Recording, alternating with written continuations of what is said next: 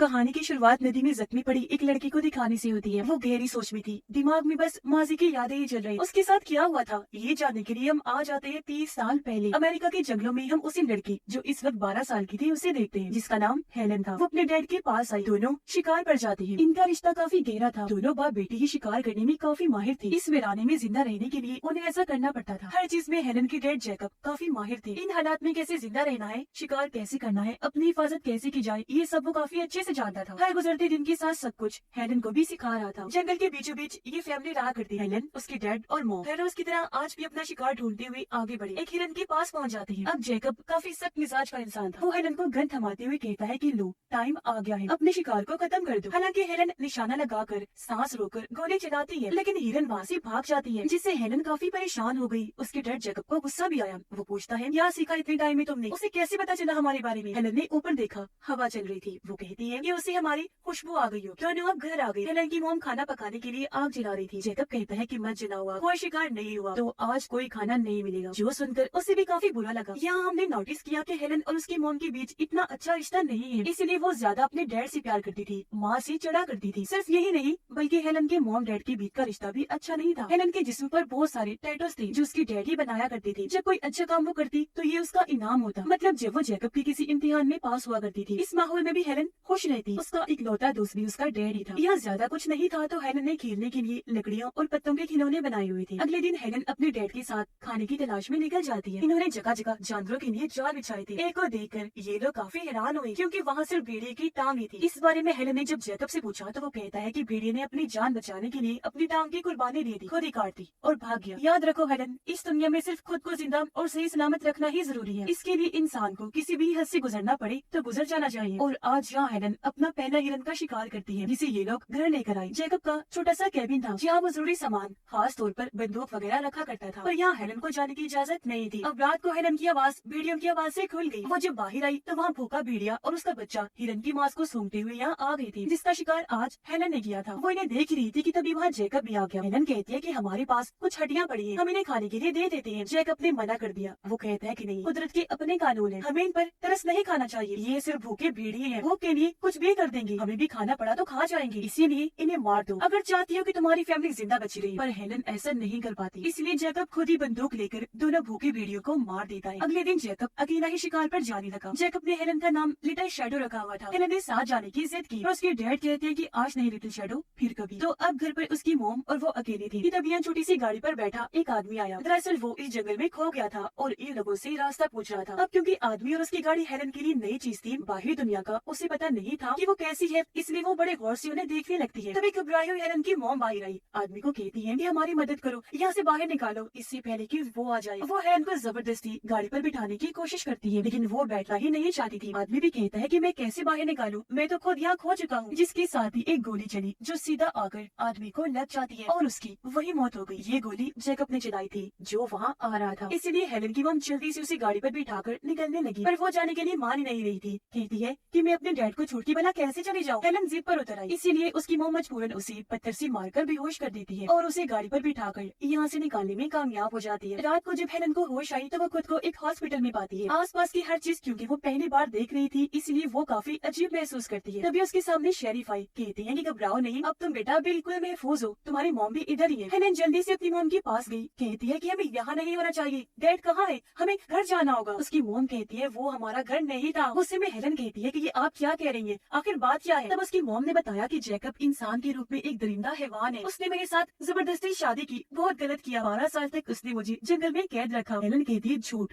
एक नंबर की झूठी है आप। मुझे डैड ने बता दिया था कि मैं तुम्हारी किसी भी बात पर यकीन ना करूं। और अब वो मुंह पर चिल्लाई कि मुझे घर जाना है। पर शेरिफ आकर हेलन को वहाँ से ले गया, एक जगह पर बंद करके कहता है बेटा तुम जरा शांत हो जाओ। फिर जाहिर है वो शांत होने वाली कहाँ थी। यहाँ की अचानक ही हर चीज को अपनाना उसके लिए बहुत मुश्किल हो रहा था। उसे रहा नहीं जा रहा था क्योंकि शिकार में काफी माहिर थी, तो इन हालात से निपटना उसे अच्छे से आता था। तो खिड़की से वो भाग जाती है। उसे अब अपने डैड को ढूंढना था जो उसे शहर की गलियों में मिल भी जाती है, जो हेलन की सीटी बजा रही थी, जो वो जंगल में बजाती थी। ऐसा लग रहा था कोई सीटी बजाकर पालतू जानवर को बुला रहा हो। दोनों बाप बेटी एक दूसरे के गले से लग गई। जैकब कहता है चलो यहाँ से लिटिल शैडो, अपने घर चलते हैं। और अब जैसे ही ये जाने लगे पुलिस इन्हें चारों तरफ से घेर लेती है, इसलिए जैकब कहता है कि मैं लौट के जरूर आऊंगा, मेरा इंतजार करना। ये कहकर वो चला गया, जहाँ हेलन अपने डैड के लिए बहुत ज्यादा रोने लगती है। और अब यहाँ से कहानी आ जाती है 18 साल आगे। हेलन अब बड़ी हो चुकी है, लेकिन बचपन का वो बुरा वक्त आज भी किसी बुरे सपने की तरह उसे डराता है, क्योंकि वो सच जान गई थी कि मेरे डैड सच में हैवान और दरिंदे हैं। उसने मेरी मॉम को अगवा करके जबरदस्ती शादी की, गलत किया और 12 साल की लंबे अरसे तक जंगल में कैद रखा। पहले क्योंकि वो बच्ची थी तो बाप उसे अच्छा और माँ बुरी लगा करती थी, लेकिन अब बड़ी होने पर सच उसके सामने खुल चुका था। हेलन की अब अपनी ही जिंदगी थी, उसने शादी करनी थी, उसकी अलग एक फैमिली थी। उसके कुछ टैटूज तो खत्म हो गई थी, जबकि चेहरे वाले टैटूज के निशान वो मेकअप से छुपाया करती थी, क्योंकि ये हेलन को उसकी बुरी माजी की याद दिलाया करती थी। इस माजी की वजह से हेलन अब अलग ही इंसान बन गई थी। ज्यादा लोगों से मिलना और भीड़ भाड़ उसे पसंद नहीं थी। वो बस अपने हस्बैंड और बेटी के साथ ही रहना चाहती थी, अपने काम से काम रखती, एक कंपनी में जॉब किया करती थी। अब सबके सामने क्योंकि जैकब की सच्चाई आ गई थी तो उसके बारे में एक कहानी बन गई। उसे मार्श किंग के नाम से जाना जाने लगा। इस कहानी के मुताबिक बताया गया कि वो बहुत ही बुरा इंसान है, जंगल में रहता है, कुदरत को नुकसान पहुंचाया करता है, एक औरत से जबरदस्ती शादी करके गलत करने वाला दरिंदा है। इसी वजह से उसका ये नाम इन्हें मार्श किंग पड़ गया। अब हेलन अपनी बेटी और हस्बैंड से बहुत प्यार किया करती थी, और यहाँ उसने एक गलती की हुई थी। उसने सबसे, यहाँ तक कि अपने हस्बैंड से भी अपनी पहचान छुपाई हुई थी कि वो जैकब मार्श किंग की बेटी है, जो उसकी बहुत बड़ी गलती थी। उसने ऐसा इसलिए किया क्योंकि फिर उसे कोई भी नहीं अपनाता। अब दिखाया गया कि पुलिस मार्श किंग और उसके एक साथी को बस के जरिए कहीं और ले जा रही थी, पर इन दोनों ने ये भागने का प्लान बना लिया था। अंधेरी वाली जगह पर आकर उन्होंने गार्ड पर हमला कर दिया, फिर उसे गन छीनकर गार्ड और ड्राइवर दोनों को ही मार देती है और यहाँ से फरार हो गई। अगले दिन हेलन काम से जब घर आई तो अपने घर पर पुलिस देखती है। वो काफी घबरा गई। अंदर जब गई तो एक ऑफिसर उसे कहती है कि तुम्हारी डेड मार्श किंग फरार हो गई है, क्या उसने तुमसे कोई राब्ता किया? जिस पर उसने ना में जवाब दिया। लेकिन अब ये जानकर कि वो दरिंदा आजाद हो गया है, वो काफी घबरा गई। डर एक बार फिर उस पर हावी होने लगा। पुलिस के आने से उसके हस्बैंड को भी पता चल गया कि असल में हेलन, जिसने अपनी पहचान अब तक छुपाई हुई है, वो मार्श किंग की बेटी है। इस बात पर वो काफी नाराज हुआ क्योंकि हेलन को सच छुपाना नहीं चाहिए था। हालांकि मार्श किंग की कहानी हर कोई जानता था, इसीलिए वो अपनी बेटी को लेकर वहाँ से चला गया। तो अब पुलिस की एक गाड़ी वहाँ पहरा देने लगी, क्योंकि उन्हें यकीन था कि जैकब अपनी बेटी से राब्ता या उस तक पहुँचने की कोशिश जरूर करेगा। और इस तरह हेलन अब अकेली रहने लगी थी। इसी रात हमें जैकब और उसका दूसरा साथी दिखाया गया। वो एक गैस स्टेशन पर रुककर किसी का इंतजार कर रही थी। इतनी ही देर में यहाँ एक गाड़ी आई, दोनों उसके अंदर बैठी और यहाँ से निकल जाती है। अगले दिन वही शरीफ हेलन का हालचाल पूछने आता है, क्योंकि जब हेलन की मॉम और वो जैकब से आजाद हुई थी तो हेलन की मॉम ने शरीफ से शादी कर दी थी। मतलब इस तरह हेलन शरीफ की सौतेली बेटी बन गई, पर वो उन्हें कभी नहीं अपनाती। हालांकि वो काफी अच्छा इंसान था, उसे अपनी बेटी ही समझा करता था। वो चाहता था कि हम सब फैमिली की तरह रहें। वो हेलन को तसल्ली देता है कि परेशान न होना, तुम्हारा हस्बैंड बस नाराज है, वो जल्दी लौट आएगा। तभी यहाँ एक एजेंट आया, क्योंकि हेलन को FBI ने बुलाया था। वहाँ पहुँचकर उसे पता चला कि कल रात एक गाड़ी जब कनाडा का बॉर्डर क्रॉस कर रही थी तो गाड़ी का बहुत बुरा एक्सीडेंट हो गया, जिसमें जैकब और उसका साथी थे। पूरी एक गाड़ी जल गई, जिसमें 2 जले हुए आदमियों की लाशें भी मिली हैं। उनमें से एक जैकब की हो सकती है। अब हेलन को पता था कि मेरी डैड के 3 दांत सोने के थे, तो इस तरह उन्होंने अंदाजा लगाया कि जैकब मर गया होगा, क्योंकि वहाँ उन्हें सोने के दांत भी मिले थे। पर यहाँ हेलन को कुछ समझ नहीं आ रही थी कि अपनी डैड की मौत पर मैं कैसा महसूस करूँ, मुझे दुखी होना चाहिए या फिर खुश। अब अगले दिन उसका हस्बैंड अपनी बेटी को लेकर घर आया। हालांकि वो अभी भी नाराज था, लेकिन उसे भी क्योंकि जैकब की मरने की खबर मिली तो वो हेलन को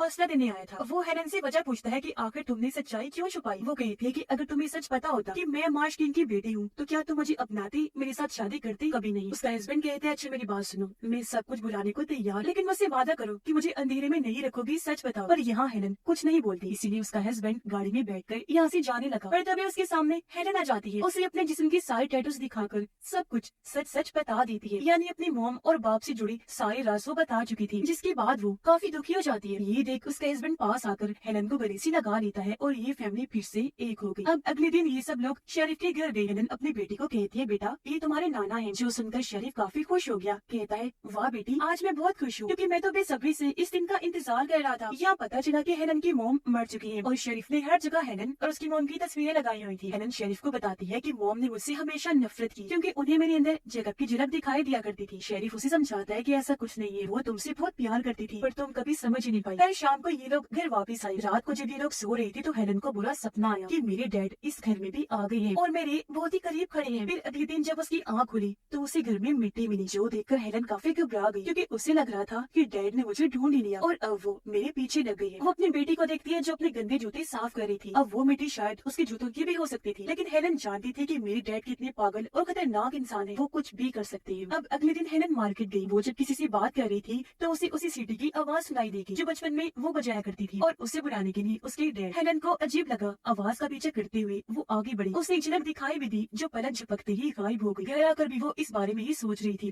पर उसे ख्याल आया कि ये मेरा वहम भी तो हो सकता है ना, लेकिन वो कोई रिस्क लेना नहीं चाहती थी, इसलिए पूरी तरह अलर्ट हो जाती है। घर के चारों तरफ जाल बिछा देती है। रात के वक्त जब उसे घंटी की आवाज आई तो हेलन चेक करने गई। उसने देखा कि जाल में एक खरगोश फंसा हुआ है, लेकिन उसे पहले ही मार दिया गया था, जो देखकर वो काफी घबरा गई क्योंकि ये काम भी जैकब का ही हो सकता है। डरते हुए वो घर आई, इस बारे में अपने हस्बैंड को बता देती है। उसने शेरिफ को भी कॉल कर दी, लेकिन दोनों उसे ये कहकर तसल्ली देते हैं कि ये तुम्हारा शक और वहम है, ऐसा मुमकिन हो ही नहीं सकता, क्योंकि जाहिर है उनकी नजर में तो यही था कि जैकब जिंदा नहीं है। मगर अब अगले ही दिन हेलन को अपने घर लकड़ियों और पत्तों से बने खिलौने मिल जाती है। उसे याद आया कि ये तो मेरे बचपन वाले खिलौने हैं। वो समझ जाती है कि जैकब ने मुझे इशारा दिया है, वो जिंदा है और मुझ तक पहुंच गया है और वो हमारा पीछा कभी नहीं छोड़ेगा। वो लाशें किसी और की थी। जैकब ने इन्हें गुमराह करने के लिए बस अपने सोने के 3 दांत ही वहाँ पर छोड़ दिए थे ताकि इन्हें लगे कि वो मर गया है, लेकिन जाहिर है वो इतनी आसानी से मरने वाला कहाँ था। अब हेलन सोचती है कि डर के रहने से बेहतर है डर का सामना करना, इसीलिए अब वो अपनी फैमिली की हिफाजत के लिए अपने बाप का सामना करने के लिए निकल गई। वो उसी जंगल में आई, उस जगह पर जाने लगती है जहाँ उसका बचपन गुजरा था। उसका घर अभी भी वही था, पेड़ नदियाँ हर चीज हेलन को आज भी याद थी, जहाँ पर तभी उसकी मुलाकात अपनी डैड जैकब से हो ही जाती है। इतने सालों के बाद दोनों एक दूसरे से मिल रहे थे। अब वो काफी बूढ़ा हो गया था, लेकिन अब पहले की ही तरह खतरनाक और नडर था। दोनों बाप बेटी बातें करने लगे। जैकब कहता है कि तुम्हें वापस आना ही होगा, अपनी बेटी को भी ले आओ इधर। पहले जैसी एक जिंदगी हम फिर से यहाँ गुजारेंगे। मैं जानता हूँ कि तुम भी यही चाहती हो, क्योंकि तुम बहुत खुश थी। हम तीनों शिप के जरिए कनाडा चले जाएंगे और वहीं रहेंगे। हेलन कहती है मैं ऐसा कुछ नहीं करने वाली, क्योंकि अब मेरी एक अलग जिंदगी है, मेरी फैमिली है, हस्बैंड और बेटी जिसे मैं बहुत प्यार करती हूँ। और वैसे भी मैं ऐसा जान गई हूँ कि तुमने मेरी माँ के साथ क्या किया, तुम दरिंदे हैवान। तब जैकब जवाब देता है कि वो झूठी है, मैंने उसके साथ कुछ गलत नहीं किया, वो मेरी जिंदगी में अपनी मर्जी से आई थी। हेलन रोने लगी, कहती है कि मेरी फैमिली से दूर रहना और मेरी जिंदगी में आने की कोई जरूरत नहीं है। जैकब कहता है ठीक है। दोनों बाप बेटी गले मिले और वो यहाँ से निकल जाती है। वो आगे बढ़ रही थी, जहाँ हमने देखा कि शेरिफ भी उसका पीछे करते करते यहाँ पहुँच गया था। और अब इससे पहले दोनों यहाँ से निकलते पागल जैकब